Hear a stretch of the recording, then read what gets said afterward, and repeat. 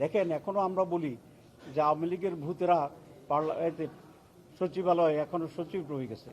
এটা হচ্ছে না, এই জন্যই বলেছি এখানে বিএনপির আপত্তি আছে। বিএনপি কনস্টিটিউশন কমিটি এরকম গঠন করুক, এটা তারা এগ্রি করছে না। প্রথম যে আলোচনা ছিল সেটা হচ্ছে আমাদের কতগুলো সাংবিধানিক কমিটি যেগুলো আছে সেই সব ব্যাপারে একটি অ্যাপয়েন্টমেন্ট অথরিটি তৈরি করার ব্যাপারে, যেটাকে আগে ন্যাশনাল কনস্টিটিউশন কাউন্সিল বলা হয়েছিল, সেটা একটু নাম পরিবর্তন করে সাংবিধানিক এবং সংবিধিবিদ্ধ সংস্থার নিয়োগ কমিটি হিসাবে এটাকে করা হয়েছে। এটা কারণ ছিল এনসিসির ব্যাপারে ব্যাখ্যায় কারো কারো একটি বিভ্রান্তি ছিল যে এটা সরকারের চেয়ে হায়ার বডি কিনা, আসলে তেমন কিছু না।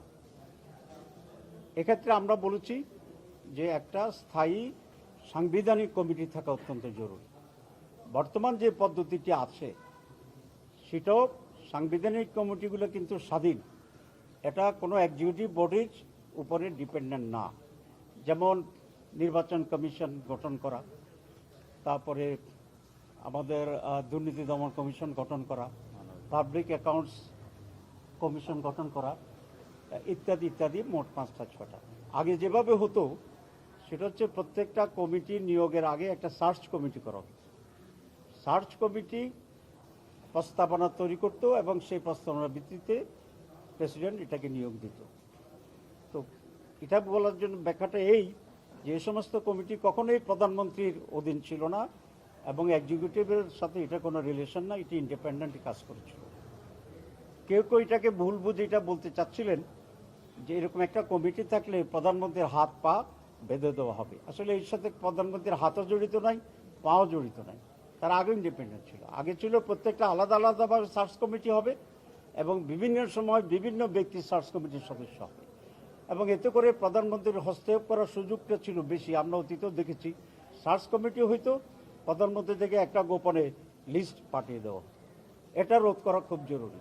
এই জন্য আমরা বলেছি যে একটা উচ্চ পাওয়ার বিশিষ্ট স্থায়ী কমিটি, কনস্টিটিউশন কমিটি থাকবে, যেখানে প্রধানমন্ত্রীর হস্তক্ষেপের উপরে হস্তক্ষেপ হবে, যাতে প্রধানমন্ত্রী বা অন্য কোনো এক্সিকিউটিভ হস্তক্ষেপ করতে না পারে। এখানে প্রধানমন্ত্রীর ক্ষমতা সংকুচিত বা পরিবর্তনের কোনো ইস্যু নেই, কারণ এটা আগেও ইন্ডিপেন্ডেন্ট ছিল and it was never under the Prime Minister or executive. 3 দিন ধরে এই আলোচনাটাই চলছে, কিন্তু কেন এই ঐক্যমত হইতে পারা যায় না? আপনি প্রথম বলছেন যে আসলে ঐক্যমত বলতে সব একসাথে হওয়া সম্ভব। হ্যাঁ, আপনার জবাব দেব। তো সেই জন্য এই কনসেপ্টটা ক্লিয়ার হওয়া দরকার যে এই ধরনের একটি বডি, কনস্টিটিউশন বডি গঠনের মাধ্যমে প্রধানমন্ত্রীর ক্ষমতার হস্তক্ষেপের কোনো সুযোগ নেই, আগেও ছিল না। এটাকে এনশিওর করার জন্য এটা করা হচ্ছে। 2, এটার যে কম্পোজিশন, সেই কম্পোজিশনটাও এখানে ব্যালেন্স করা আছে। যেমন প্রধানমন্ত্রী এটা মেম্বার থাকবেন, লিডার অফ দি অপোজিশন এটা মেম্বার থাকবেন, স্পিকার যদি আপার হাউস থাকে তাহলে আপার হাউস এবং লোয়ার হাউসের স্পিকার থাকবেন, প্রধান বিচারপতিকে রাখা হয়েছিল, এটা আমরা মাইনাস করেছি, একদিন বলেছিলাম।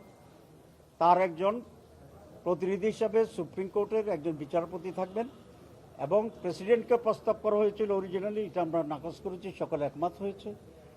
প্রেসিডেন্টের পক্ষ থেকে একজন প্রতিনিধি এখানে থাকবেন। সুতরাং এখানে গভর্নমেন্টও আছে, গভর্নমেন্টের বিরোধী যারা তারাও আছে এবং আরও দেশের রেসপেক্টেবল পার্সোনালিটিজ এখানে কম্বিনেশন আছে। এটা আমরা দেশের জন্য অত্যন্ত জরুরি মনে করি। দেখেন এখনও আমরা বলি যে আওয়ামী লীগের ভূতেরা সচিবালয়ে এখনও সচিব রয়ে গেছে, তাইলে ভূতের আসর তো হয়েছে। এখন ভূতের আসরমুক্ত, নিরপেক্ষ, যোগ্য, মেধাবী, ডিজার্ভিং লোকেরা যেন এই সমস্ত জায়গায় অ্যাপয়েন্টমেন্ট পায়, সেই জন্যই আমরা অপোজিশন, পজিশন এবং আরও রেসপেক্টেবল লোকদেরকে নিয়ে একটা ব্যালেন্সড কনস্টিটিউশনাল কমিটি গঠনের প্রস্তাব দিয়েছি। এটার সাথে আমরা একমত। এটা হচ্ছে না, এই জন্যই বলেছি এখানে বিএনপির আপত্তি আছে। বিএনপি কনস্টিটিউশনাল কমিটি এরকম গঠন করুক, এটা তারা এগ্রি করছে না। তো অধিকাংশ, মোর দেন 2/3 এটার সাথে এগ্রিমেন্ট করা হয়েছে। তো আমরা এই জন্য আজকেও কনক্লুশন হয়নি, কিছু আবার রিফর্ম করা হয়েছে, একটু পরিবর্তন করা হয়েছে, করার পরে আরও কাছাকাছি আসা যায় কিনা, কারণ এগুলো অত্যন্ত গুরুত্বপূর্ণ এবং যত বেশি ক্লোজার হওয়া যায়, একমত হওয়া যায়, তাতে কল্যাণ বেশি।